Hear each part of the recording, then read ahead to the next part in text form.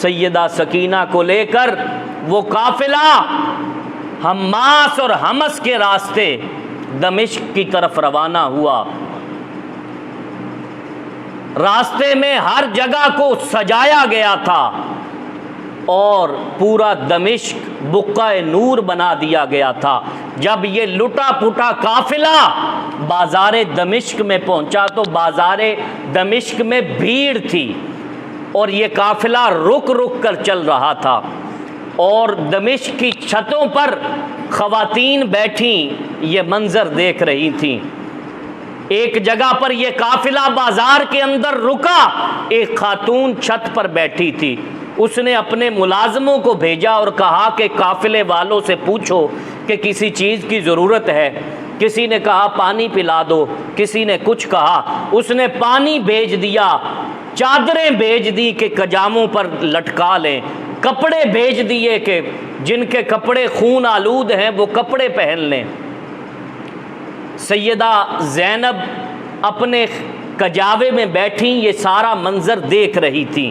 اور چھت پر بیٹھی اس خاتون کی سخاوت بھی دیکھ رہی تھی۔ آپ نے پیغام دے کر اس خاتون کو نیچے بلوایا اور آپ نے کہا کہ پورے دمشق میں سب لوگ ہمارا تماشا دیکھنے والے ہیں، کسی نے ہمارا ساتھ نہیں دیا، تو کون ہے خاتون جو اتنی بھلائی کر رہی ہے اور قیدیوں کے ساتھ اتنا حسن سلوک کر رہی ہے؟ تو وہ خاتون کہنے لگی کہ میں ایک عرصے تک مدینہ طیبہ میں سیدہ فاطمہ الزہرا سلام اللہ علیہا کی خادمہ رہی، اور جب میں ان کی خدمت سے فارغ ہو کر دمشق آنے لگی تو میں نے کہا سیدہ کائنات میں دمشق جا رہی ہوں، لہٰذا آپ مجھے کوئی نصیحت فرما دیجئے۔ تو سیدہ کائنات نے فرمایا جاؤ دمشق خیر سے آباد رہو، ایک ہی نصیحت ہے جب کبھی قیدیوں کو دیکھو تو ان کے ساتھ حسن سلوک کرنا، ان کے ساتھ بھلائی کر دینا۔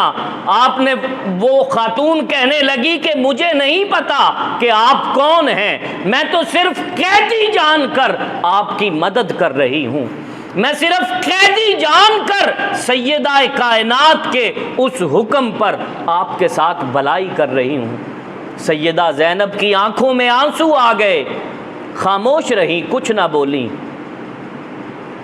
آپ نے فرمایا، سیدہ زینب نے فرمایا اے خاتون، اچھا تو اللہ تیرا بھلا کرے، تو نے قیدی جان کر ہماری خدمت کی، بتا یہ قیدی لوگ تجھے کیا دے سکتے ہیں، تیری کوئی دعا ہو میں تیرے لیے دعا کر دوں۔ اس خاتون نے کہا کہ میں جب سیدہ کائنات کے پاس تھی